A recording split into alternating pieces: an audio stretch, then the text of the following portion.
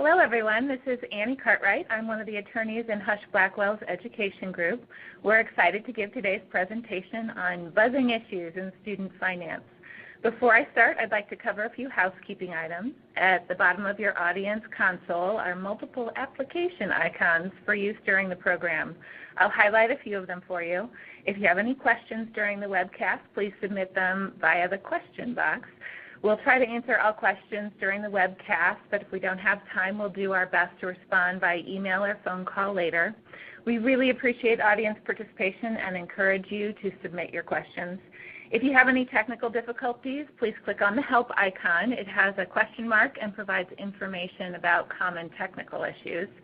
A copy of our slide deck is available in the resource list icon that looks like a folder at the bottom of your screen. This program has been approved for Colorado, Illinois, Indiana, Iowa, Kansas, Missouri, Nebraska, Tennessee, Texas, and Wisconsin continuing legal education credit. To report your hours in Illinois, Indiana, Kansas, Nebraska, Tennessee, or Texas, click on the CLE widget at the bottom of your screen and complete the questions there. A recording of this webcast will be available tomorrow for watching and sharing for about 2 weeks. Once it's available, a link will be emailed to you along with a certificate of attendance. Joining me today are Marcy Koski and Julie Maselli. Marcy is a partner in our Consumer Financial Services team. In addition to guiding our education clients on establishing alternative finance strategies for their students, she represents installment lenders, short-term lenders, online lenders, credit unions, and banks, helping them make sure that they're complying with the web of regulations that apply to them. Julie's managing partner of our Chicago office. She has concentrated experience advising colleges and universities on a wide array of legal issues. Most relevant to our presentation today, before joining Husch, Julie served as the Deputy General Counsel for Higher Ed and Federal Student Aid at the U.S. Department of Education. And before that, she was the Chief of Staff and Special Counsel to the General Counsel for the U.S. Department of Education. Again, I'm Annie Cartwright. I also provide general counsel and regulatory advising to educational institutions, including supporting them in Title IV federal student aid compliance and program review issues, and developing systems to help students fund their education.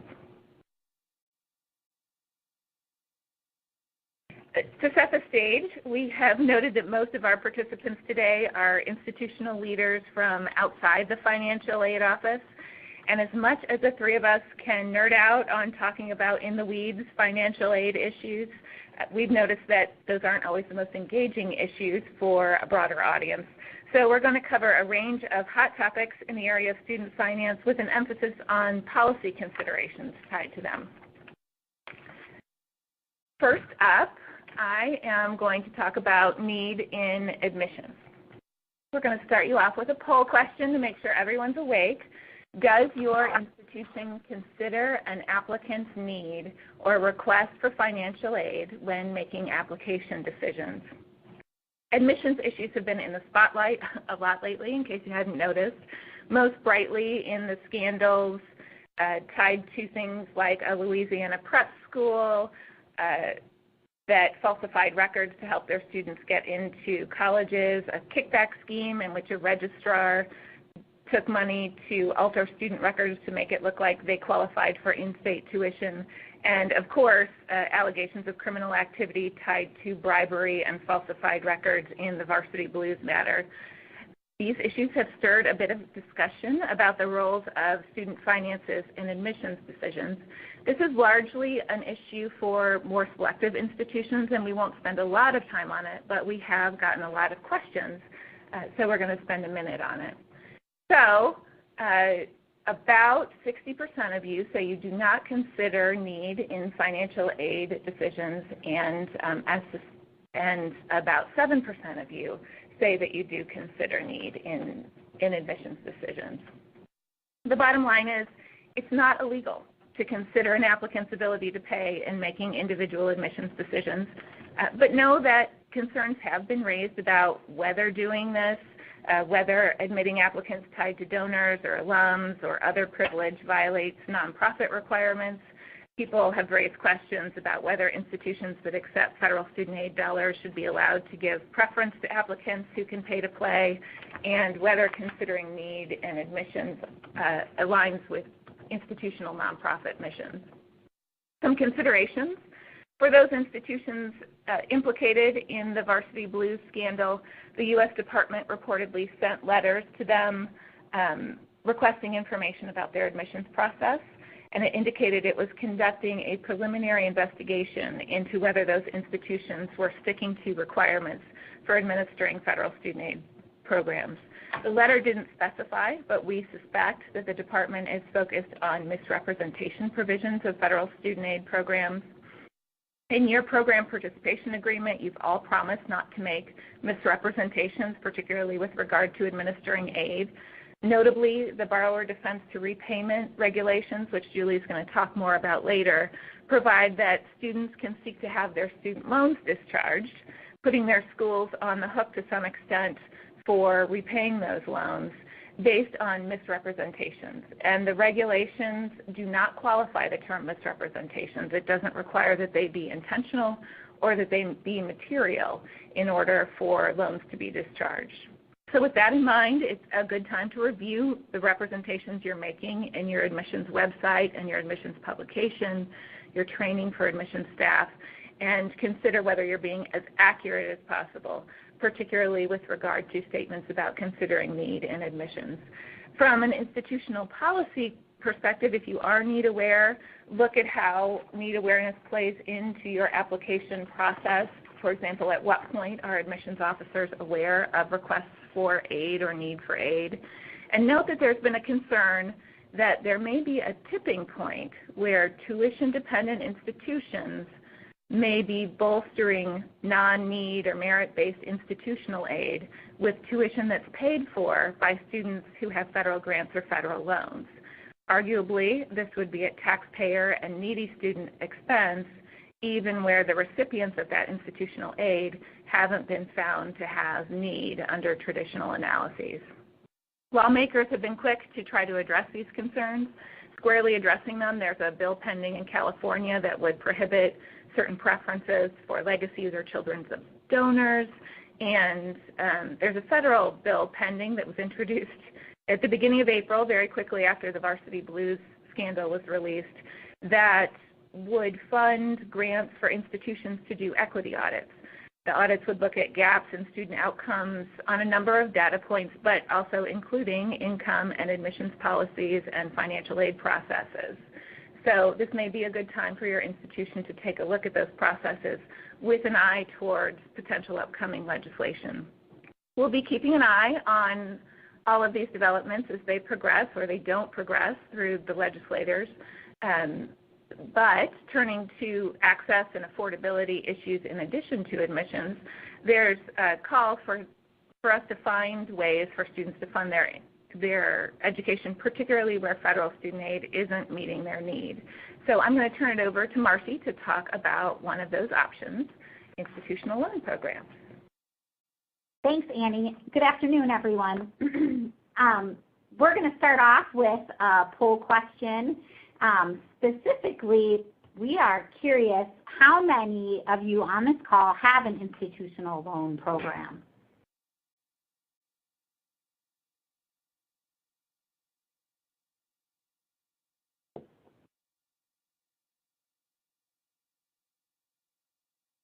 All right. So it looks as if about half of you have an institutional loan program and the other half do not know. So why would an institution have an institutional loan program? So it serves as an alternative to private student loans, or at least to help reduce a student's need for a loan. And if the school did not previously have an institutional loan program, some have taken a second look at having one since in 2017 the Perkins program expired.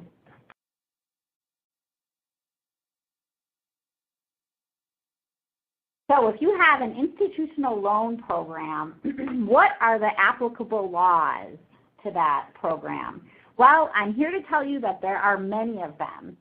As an institution, you're certainly familiar with extensive regulations. Consumer lending is another highly regulated area, as you are, I'm sure, very well aware. Let me run through a few of these applicable laws. Really the biggest one and the one that we'll delve most deeply in today is the Federal Truth in Lending Act and its implementing regulation, Regulation Z. When I say TILA or Regulation Z, I'm using those interchangeably, and they refer to the same set of laws. TILA applies to private education loans. A little bit of history of TILA. Originally, it was intended to be only a disclosure statute. So, for example, it requires disclosure of the annual percentage rate, payment terms of a loan, and if you've ever personally taken out a loan, which I'm sure is pretty likely for most of us on this call, you were given these types of disclosures. Over the years, for some types of loans, it has morphed into a law that also provides substantive limitations.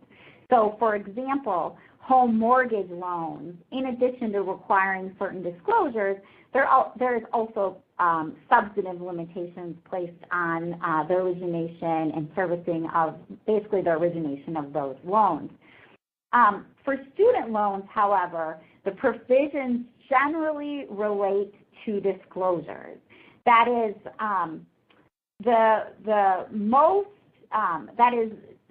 the TILA, the requirements under TILA for a private loan require disclosures to be given before and at the consummation of the loan. On the other hand, state consumer credit codes and usury laws are also applicable to this type of extension of credit. And these laws do provide substantive limitations and restrictions on student loans, consumer loans, of which a category is a student loan. For example, state law may limit the maximum interest that the parties can agree to.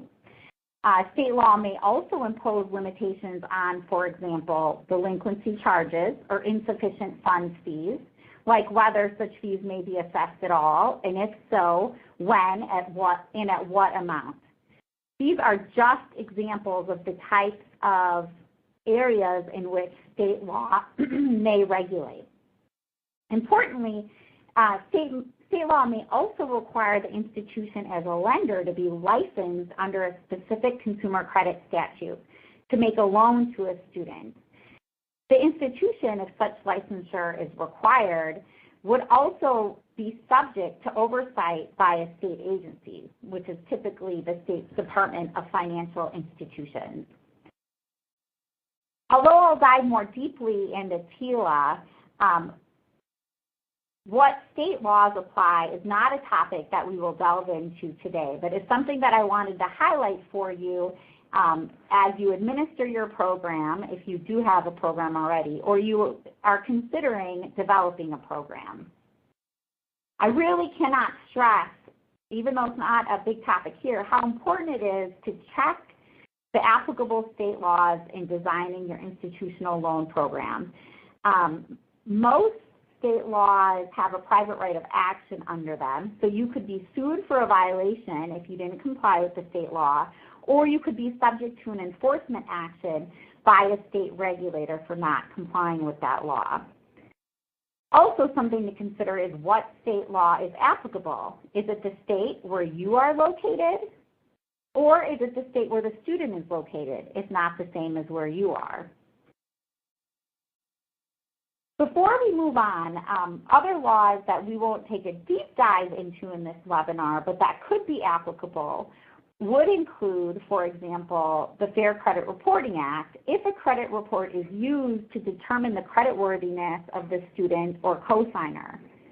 Another federal law that applies is the Equal Credit Opportunity Act, which requires certain disclosures during the application process and also requires what is known as an adverse action notice if adverse action, i.e. a loan, is not made in the amount that the customer or the student is requesting. Another law that would apply, depending on how you transact business with the student, is the e-Sign Act. And that law applies if you intend to conduct the transaction electronically and you give any disclosure that is required by law to be given in writing electronically. There are certainly other laws that apply, but this is just a general overview of some that come to mind. As I mentioned, we will take a little bit of a deeper dive into TILA and Reg Z. So TILA specifically applies to private education loans. A private education loan is an extension of credit that is not made, insured, or guaranteed under the Higher Education Act, and that is extended to a consumer expressly for the purpose of post-secondary educational expenses in whole or in part. So if any part of that loan is intended to cover post-secondary educational expenses and it's not made, insured, or guaranteed under the HEA, then it is a private education loan subject to TILA. There are a couple exceptions to what a private education loan is. Private education loan does not include an extension of credit in which the institution is the creditor if the term of that loan is 90 days or less. So, for example, it's an emergency loan provided to the student, or it is a loan with no interest that accrues, and the term of the extension is 1 year or less, even if the credit is payable in more than 4 installments. And that is important, that note about the fact that the loan is payable in more than 4 installments, but is still not subject, or is still not a private education loan, because ordinarily, if it weren't a private education loan, and the term was 1 year or less with no interest, but it was payable in more than 4 installments, it would be subject to Regulation Z. So this is a carve-out from a loan that ordinarily would be subject to TILA. TILA does not just apply to financial institutions, which is why I'm discussing it today. It also applies to covered educational institutions. So if you are making a private education loan and you are an institution of higher ed, which has the same meaning as HEA, and its implementing regulations, you must comply with TILA. Notably, although a covered educational institution is defined as an institution of higher ed under HEA, it is without regard to accreditation status. So as I mentioned, TILA requires disclosures. There are 3 sets of disclosures that must be made. The regulation provides 3 sample safe harbor forms, and the regulation states that if you use those safe harbor forms, that will limit your exposure to a claim for noncompliance with these disclosure requirements. However, and this is important, I'll point again to state law. These disclosures do not accommodate any applicable state law. So if a state law might vary the information that you're putting in these disclosures, or it doesn't line up exactly with what's required in these disclosures, then you may have to revise your disclosure from the sample forms. So keep that in mind, and again, seek legal counsel on the applicable state laws. So the first disclosure that must be given is with the application, and that disclosure must contain information about the interest rates, fees that may be charged for default or late payments, your repayment terms, a description of any payment deferral options, or if there are none, that fact, information about each payment deferral option, such as the interest rate, whether the interest rate will accrue during the deferral period, a statement about if the student files for bankruptcy, that he or she may still be required to pay the loan back, a cost estimate explaining the total cost of the loan as calculated by the total of payments over the anticipated term of the loan, any age or school enrollment eligibility requirements that relate to the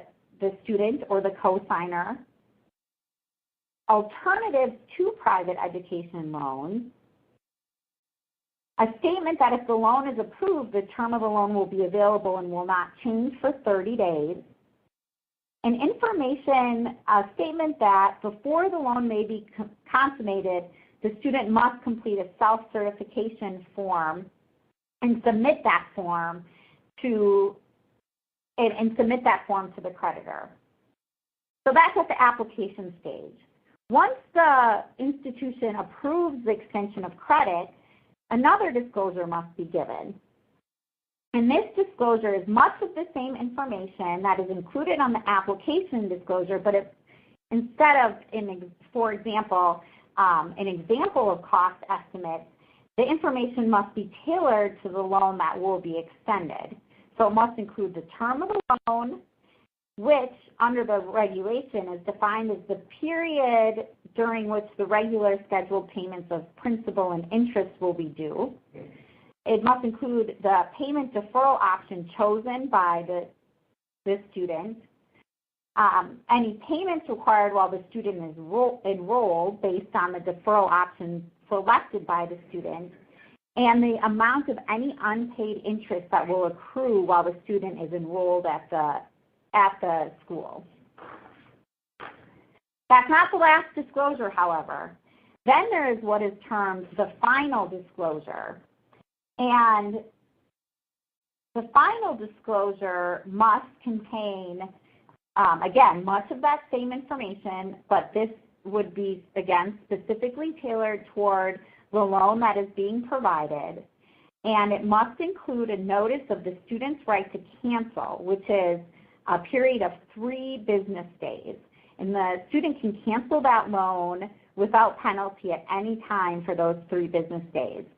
The loan proceeds may not be dispersed during that period of time.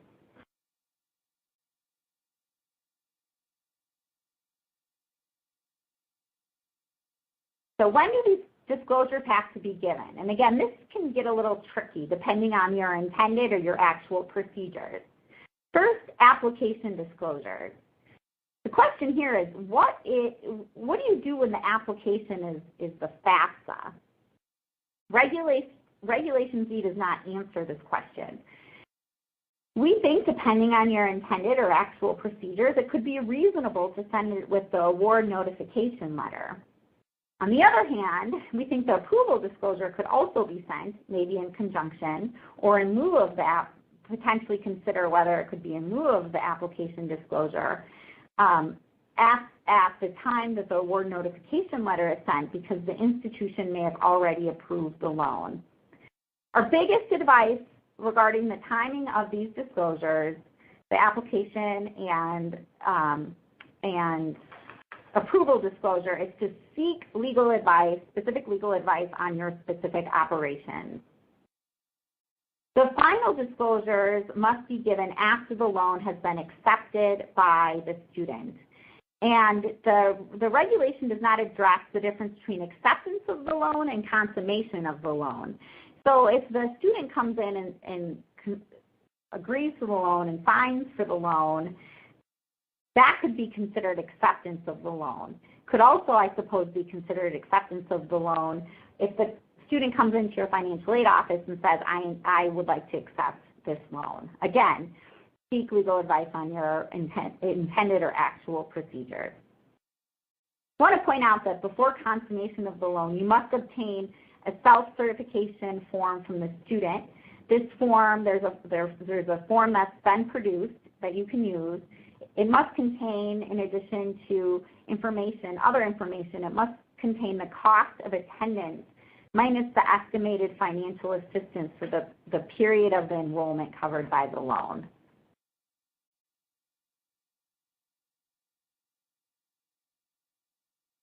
That was just a very general overview of TILA and Reg Z.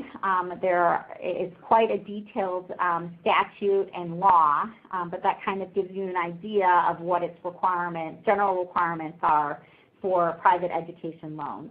I want to touch on the e-Sign Act. Many of you might be familiar with the e-Sign Act, but basically what e-Sign does is for consumer transactions, it requires consent to conduct the transaction electronically in order for you to comply with any other legal requirement to provide some disclosure or notice in, quote unquote, in writing. So, for example, TILA generally requires the disclosures to be in writing. To be deemed to have given a disclosure in accordance with e-Sign, then, you must obtain e-Sign consent. If you do not obtain e-Sign consent, you will not be considered to have given a required disclosure in writing. I will note that Regulation Z provides that the application disclosure may be sent electronically. So if your first touch with the student is electronically and you haven't obtained e-Sign consent, you may send that application disclosure electronically without regard to getting e-Sign consent. On the other hand, however, the approval and final disclosure may be sent electronically as the only mode of delivery if the student has consented to receiving information electronically in accordance with the e-Sign Act. If they have not, then you may give an electronic copy of the disclosure, but you must also give the disclosure either in person or in mail or by the mail. Some of you may already get e-Sign consent from the student for other aspects of your relationship with that student, but we would caution you to check that consent to make sure that it is broad enough to cover these loan transactions.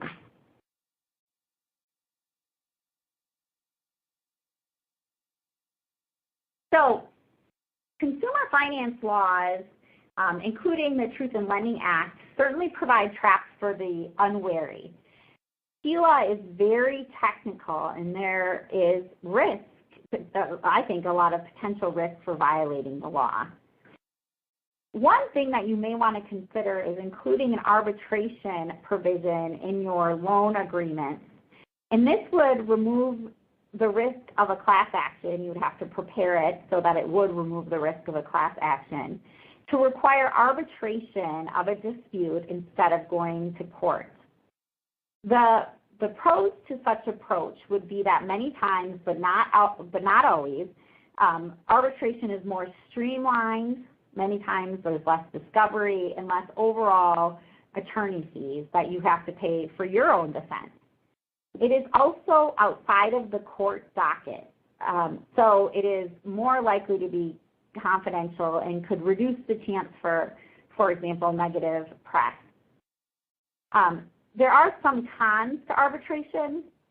An arbitrator may not be as experienced as a judge in the type of matter that's coming in front of the arbitrator. A judgment issued by the arbitrator is final. There's no opportunity to appeal. Now, that can also be a good thing if the award is in your favor, but it can be a bad thing if the award is not in your favor. Finally, there's some cost to it. You, the school, would have to pay the fees of the arbitration company. So that is a general overview of what we have to say on institutional loan programs, and I'll turn it back over to Annie.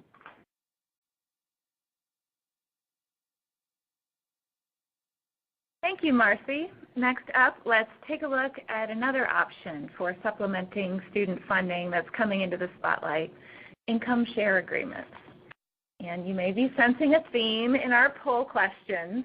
Has your institution considered providing students with an income share agreement option for funding their education?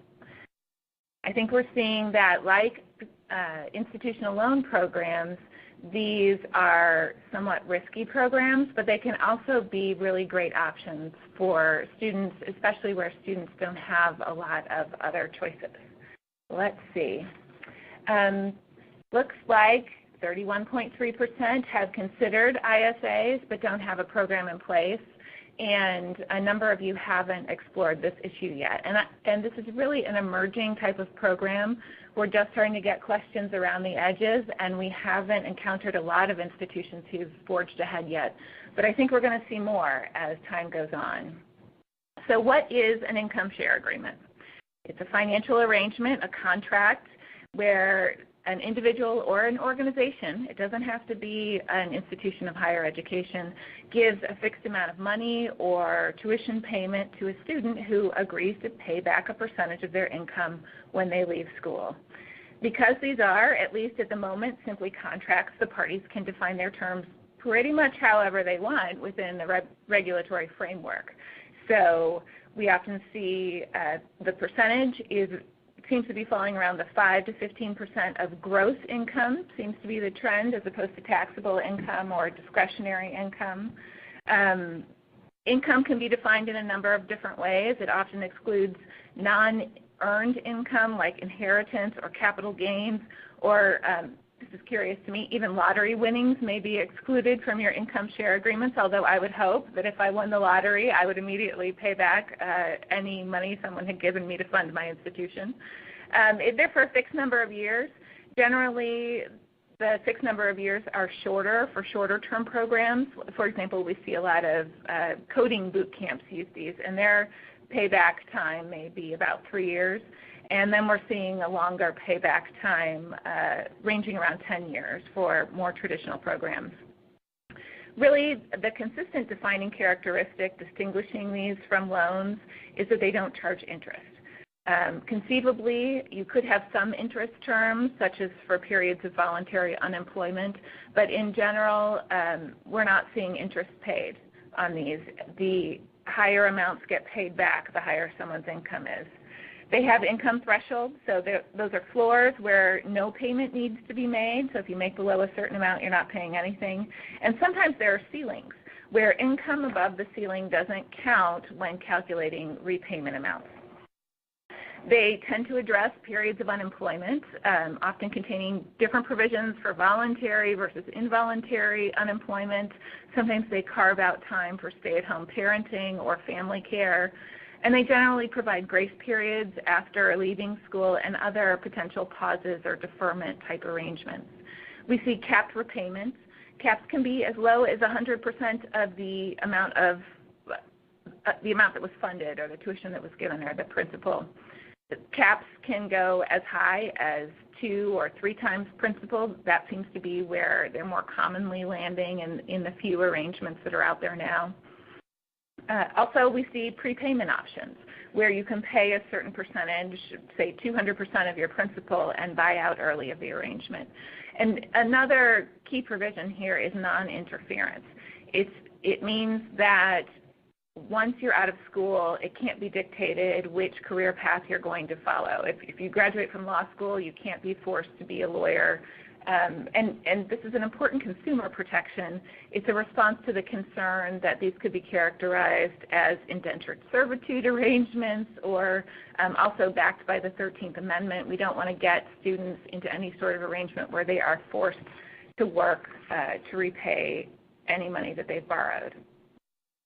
So in short, former students who don't have a lot of income or even no income are not paying much at all, and the provider gets a lower return during that time frame, even if that time frame is the full period of repayment.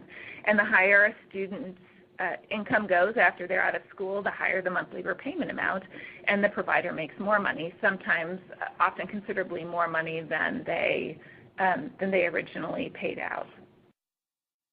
These programs aren't a new concept. In a 1955 essay, Milton Friedman characterized them as a situation where students could be funded through an equity investment, where investors would buy shares in the students' earning prospects. In the 1970s, Yale experimented with this. They had the Yale Tuition Postponement Program, where students agreed to pay 4% of their future earnings for every $1,000 they borrowed, and this was over a 35-year period, or until the debt of their cohort, so their class of borrowers, not the individual, had paid off what they owed, whichever occurred first. Reportedly for a variety of reasons, including early buyouts by more prosperous participants, some participants defaulting, and that long 35-year planned repayment period, a lot of the participants were dissatisfied with the outcome, and the program ended up terminating early.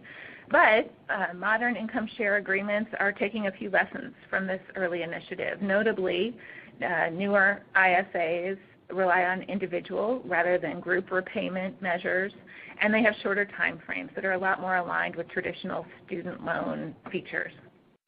They're different from income-based repayment.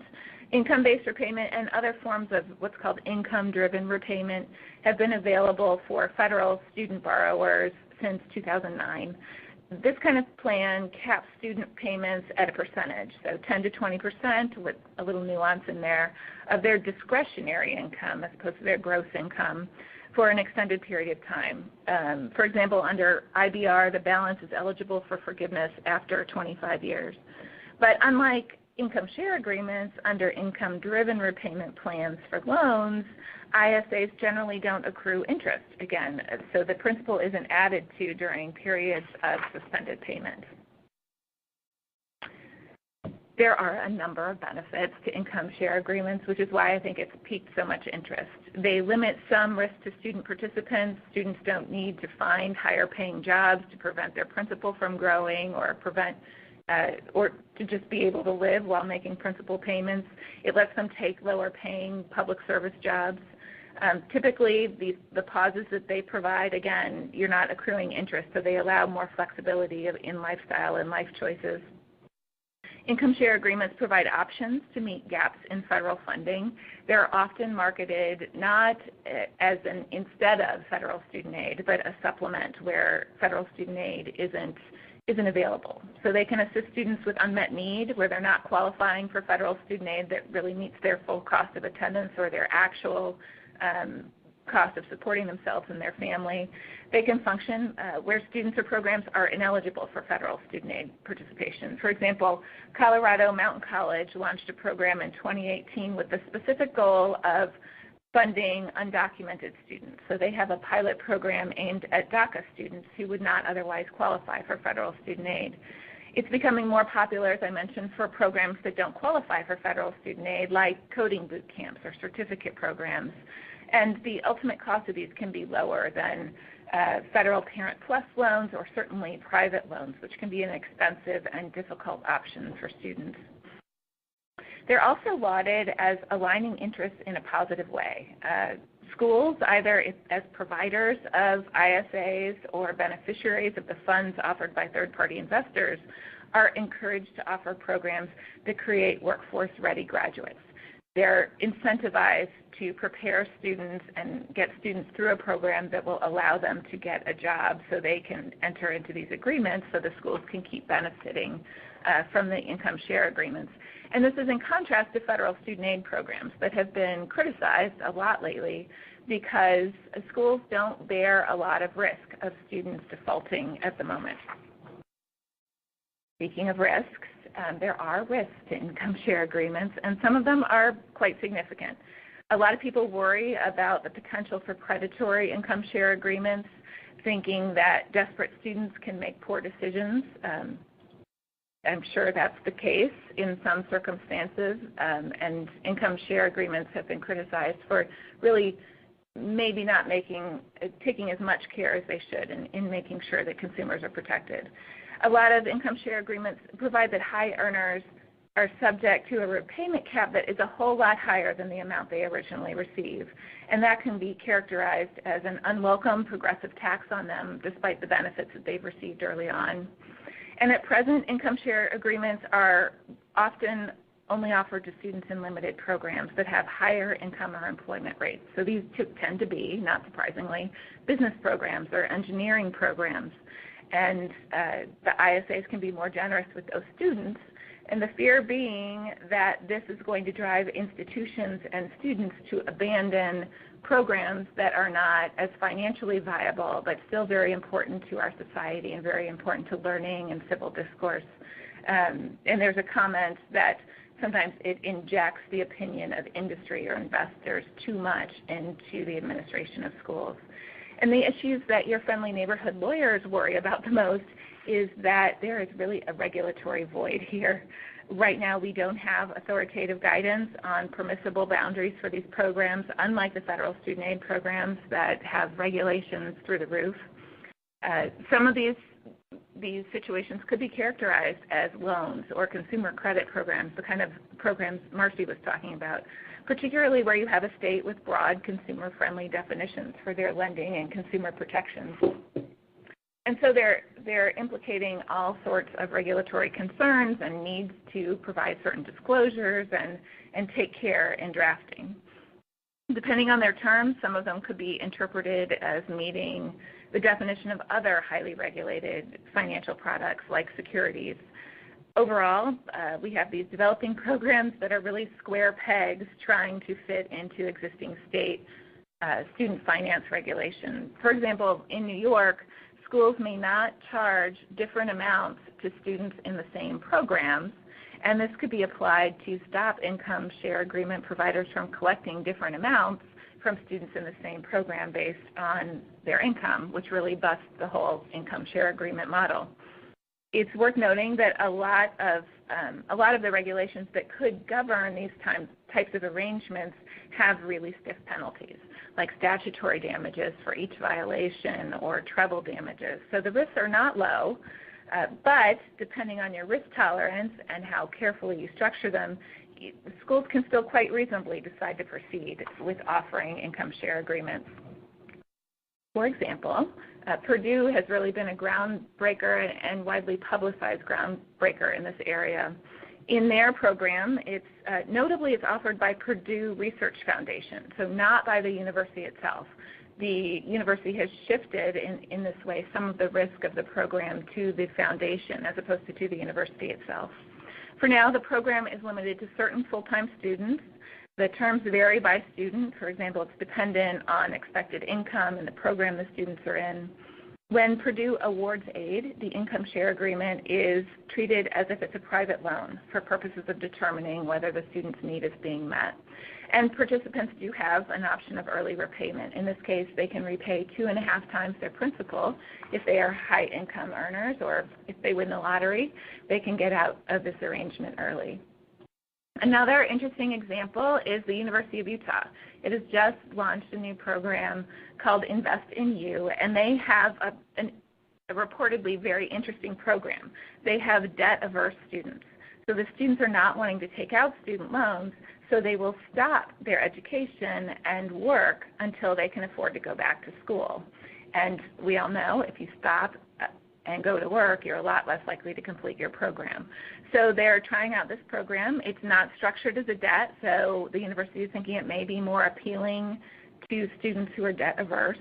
Students can get up to $20,000 a year under this program, and participants' payments go back into an original donor-backed fund so that it increases opportunities for future students.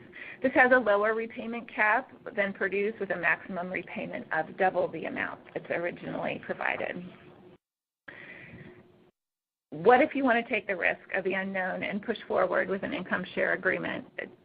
Frankly, just carefully structure it to make sure you're meeting your state or any other applicable state requirements as well as federal requirements, and consider shifting some of that risk to a third party like a foundation or an investment company, a loan servicer that will help you at least with administration, such as in making your disclosures or providing other consumer protections, and assume some of that potential liability that lies in these while they're unregulated. How you frame your income share agreement is going to depend on your institutional priorities, your audience, the extent to which they have access to other programs, and their potential to benefit. Avoid putting interest charges into your income share agreements. I think that risks recharacterizing them as loans and really changing the game here in terms of consumer protections. And be sure that you define your boundaries. Those are all the boundaries that I mentioned earlier, the time frame for repayment, income thresholds, deferrals and grace periods, and early repayment. And like any other consumer product or, frankly, any other student service, don't discriminate, don't hide the ball, make sure your disclosures are clear, honor your collection, information security, and other best practice standards if you're going to forge ahead with this. And speaking of forging ahead, in mid-April, the Education Department's Principal Deputy Undersecretary said that the department plans to experiment with income share agreements. She didn't give us any specifics, but did say we love income share agreements and that the department is considering using federal programs to start working with them. Note that we're seeing more advocacy in this area too. Reportedly, recently, one of the officials with the Blackstone Group, which is a multinational private equity firm, formed the Education Finance Institute with the help of Jim Runcie, who's the former Chief Operating Officer of Federal Student Aid, to explore how the model can be more widely adopted. And in the legislative arena, California has introduced some legislation providing a pilot program, and Congress is considering the Investing in Student Success Act, which currently has some bipartisan support.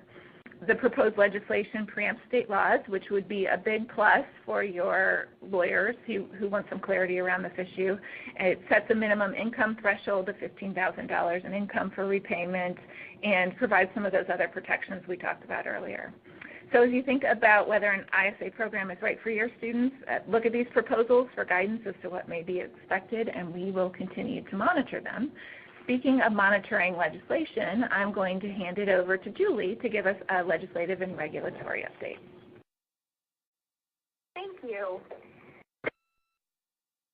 Office. I'm a partner with the Higher Education Practice Team at Husch Blackwell, and I'm here to present a legislative and regulatory update so we can talk a little bit about some of the rumblings we have been hearing from D.C. regarding changes to our financial aid program that impact a number of key compliance areas.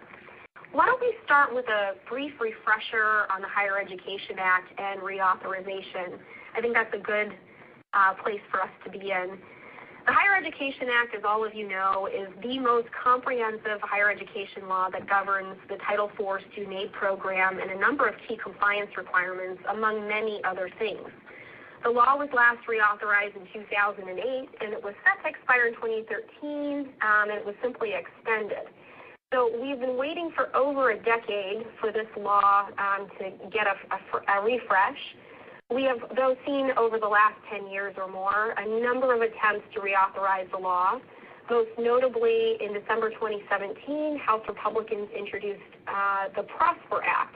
It was a bit of a mouthful, promoting real opportunity, success, and prosperity through education reform.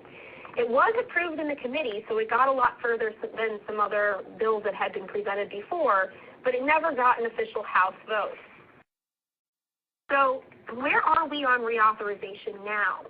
Well, we will cover this in a moment, but most recently in July of 2018, the House Education and Labor Committee has been kicking around the AIM Higher Act. The AIM Higher Act is something we'll cover soon. So let me talk to you a little bit about what the House Committee is doing now. We have seen they're announcing 5 hearings on Higher Education Act reauthorization, and they're topical hearings that cover discrete issues that they would like to see policy reforms through the reauthorization process. The first occurred in March, which was focused on the cost of college.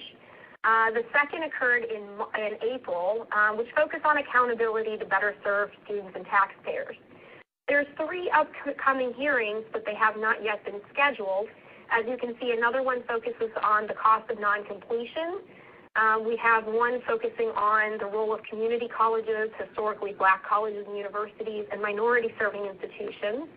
And then a final hearing probably will occur sometime later this spring or summer to focus on innovation and equity, specifically on high-quality pathways to a college degree.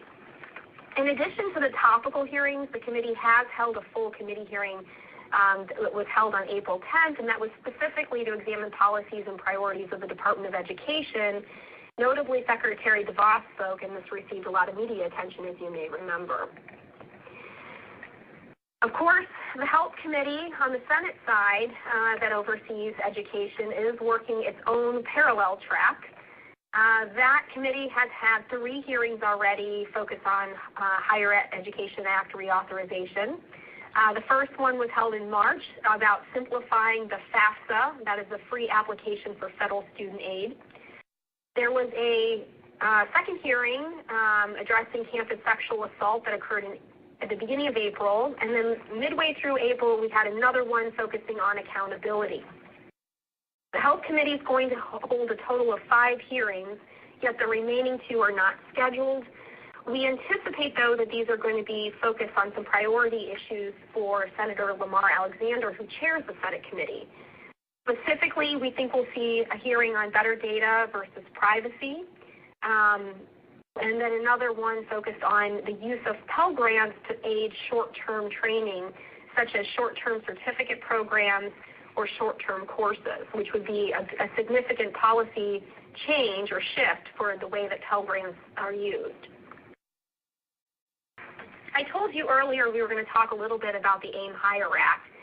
The AIM Higher Act is a complete comprehensive reauthorization of the Higher Education Act. Sometimes we see bills that focus on one issue or one topical area. The AIM Higher Act actually attempts to reauthorize all of the HEA. It was first introduced in July of last year by Representative Bobby Scott, a Democrat of Virginia, and it now has about 86 Dems who have co-sponsored that bill. It was immediately referred to the House and Education Workforce Committee, and so far this Congress hasn't done anything. The bill's over 800 pages long, so I'm just going to go through some of the key highlights, which I have summarized on this slide for you. First, it's going to require states to offer all students 2 years of free tuition or tuition-free community college, which essentially furthers the Obama-era policy on providing a college promise program for all students across the country. It would increase Pell Grants, specifically the Max Award, and make those Pell Grants available for 14 semesters instead of 12, and would allow Pell Grants to be used in graduate school following the completion of a bachelor's. It would expand Pell Grants to provide support for short-term courses. It would eliminate loan origination fees, which often are passed down to borrowers. It would use one fixed repayment plan and one income-based repayment plan, which would replace the myriad of repayment plans that we see out there, and that creates a lot of confusion for borrowers. It would also seek to restore the Perkins Loan Program, which expired in 2017, by reserving a portion of direct loan volume to be distributed to institutions by a new formula, and the formula would be focused on how well schools are servicing low-income students. It also seeks to expand the Public Service Loan Forgiveness Program.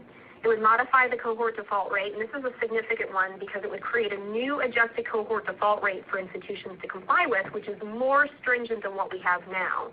It would seek to close the 90-10 loophole, which incentivizes recruitment of veterans, and it would reduce a number of questions on the FAFSA, again, that free application for federal student aid, in order to streamline that application and create a number of pathways for students based on the complexity of their finances. So if you have not a complex set of finances, you're basically put on an easy track, and if your finances are more complex, you're going to have more questions to answer.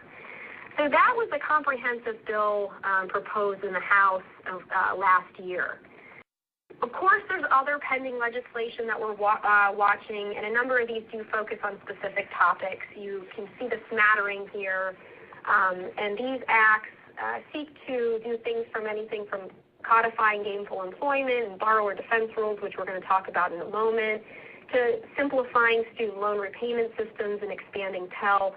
Of course, you're seeing a lot of overlap in this legislation because a lot of these policy issues have been kicking around for a long time, given that the Higher Education Act is so so due for a refresh.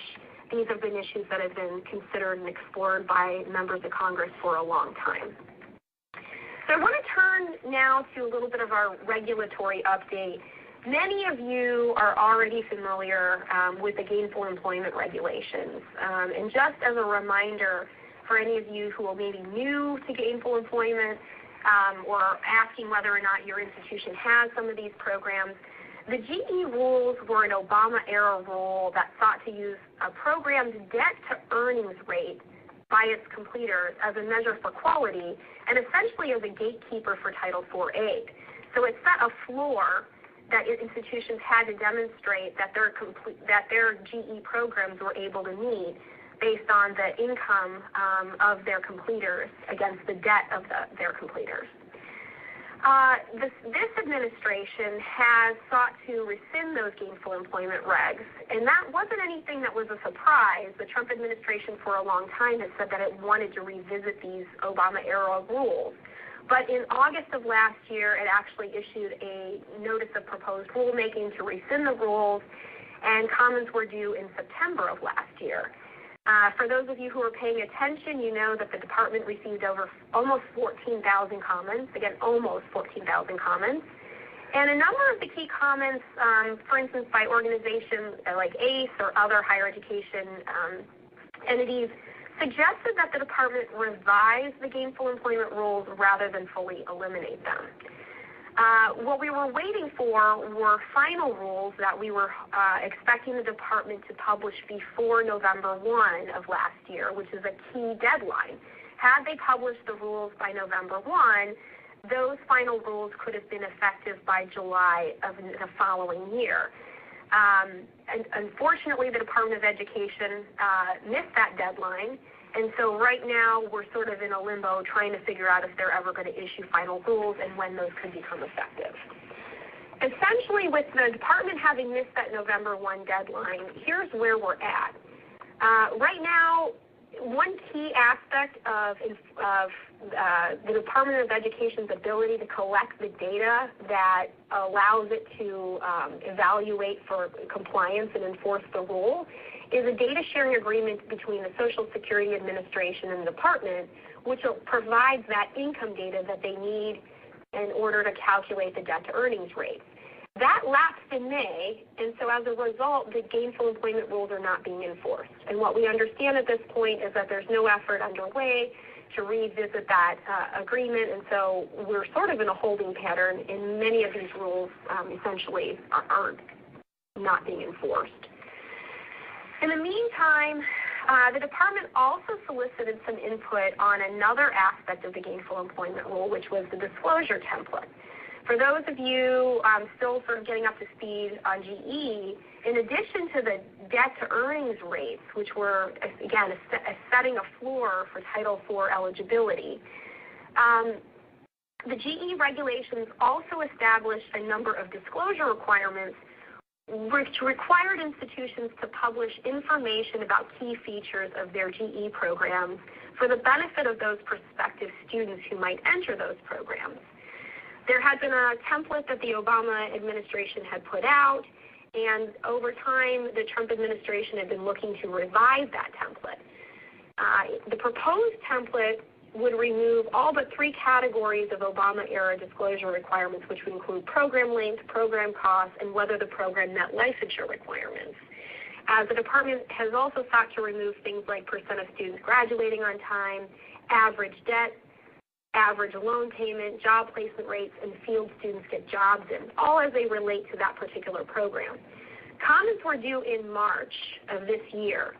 And we've seen, in going through a number of these comments, there were a number of organizations, at least over 50, that were saying that by going from the 8 original required categories of disclosures to only 3 would essentially undermine the whole purpose of the disclosure template, which was to leave prospective students informed about the quality of programs and their likely outcomes. So a number of parties were in favor of keeping some of these required disclosures, and we're certainly in a waiting. We're playing the waiting game as we wait to see what the Department of Education is going to do in response to the comments.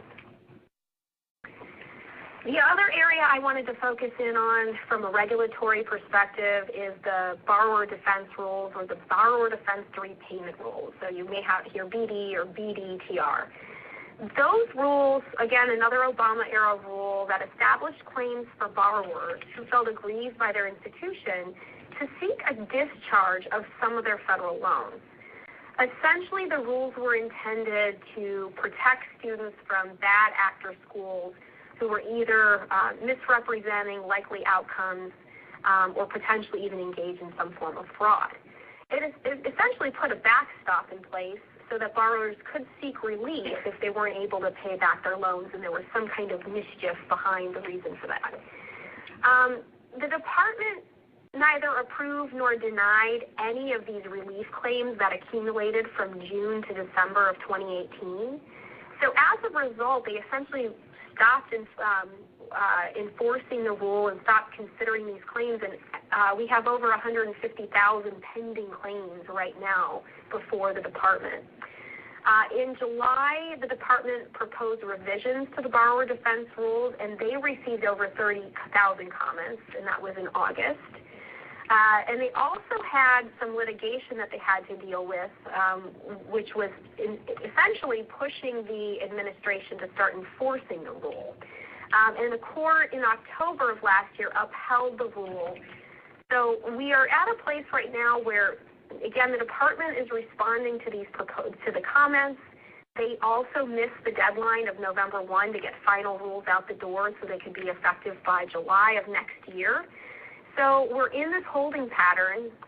In the meantime, the Department of Education did issue guidance in March, and they were stating that they would start applying the 2016 standards, and that was in response to the court holding. So that's a little bit of the regulatory update. I want to also just quickly talk a little bit about what we might see sort of politically and how those politics may influence what we are seeing in as it relates to Higher Education Act reauthorization and some of these regulatory moves. So with respect to Congress, the Senate, in my view, is really going to drive a lot of what happens with reauthorization. Senator Lamar Alexander is set to retire and feels very passionately and has expressed publicly that he would like to see a reauthorization by the end of the year. And he's had really strong success in working in a bipartisan way on education issues.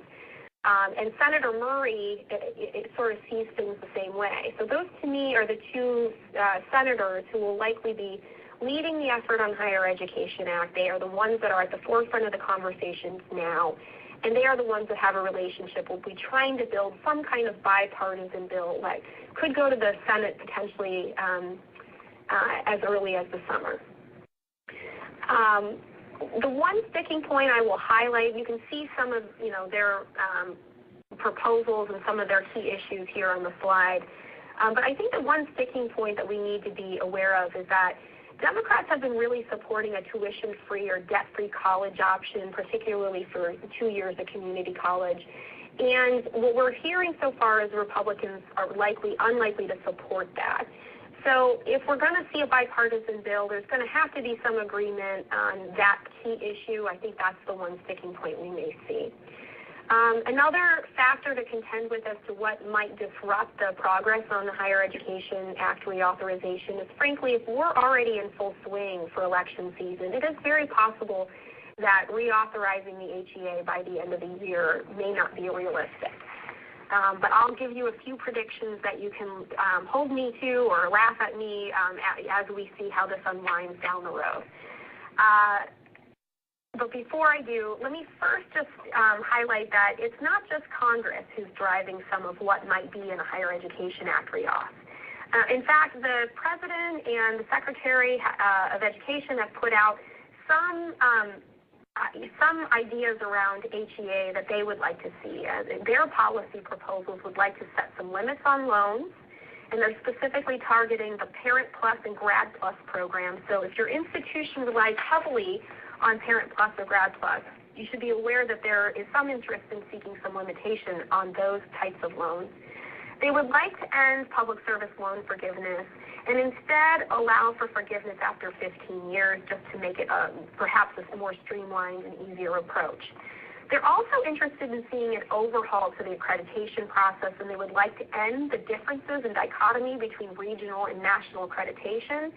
And as you've probably already seen, this president has a very significant interest in ensuring free speech is on campus, as seen by a March executive order which he signed this spring. So I'll end with these final comments.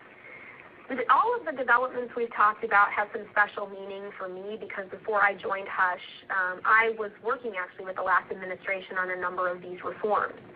So the proposed changes and the rescissions to those rules are things that I follow pretty closely. And I'm often asked what my prediction may be as to whether we're going to see an HEA proposal this term and whether the department really will roll back GE and borrower defense. My answer is I think it's possible. All of these things are possible. But I also think it's possible we're going to see a number of these reforms that we've talked about resurface in other proposed higher education legislation for the next decade.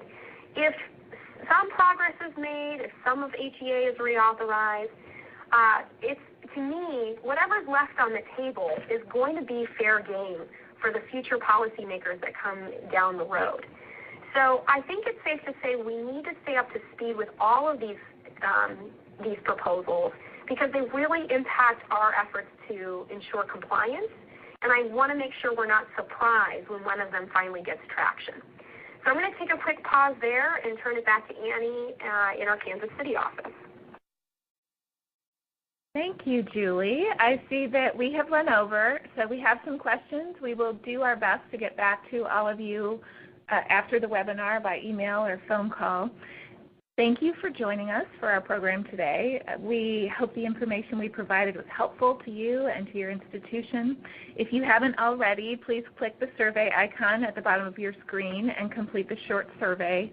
Your feedback really does help us in providing future quality programs. As a reminder, this program has been approved for Colorado, Illinois, Indiana, Iowa, Kansas, Missouri, Nebraska, Tennessee, Texas, and Wisconsin continuing legal education credit. A recording of the webcast will be available tomorrow for watching and sharing. Once available, the link to the recording, which will be active for a couple of weeks, will be emailed to you along with a certificate of attendance. Please be sure to join us for our next program about constitutional issues regarding religion and higher ed on May 14th. This concludes our webinar. Thanks.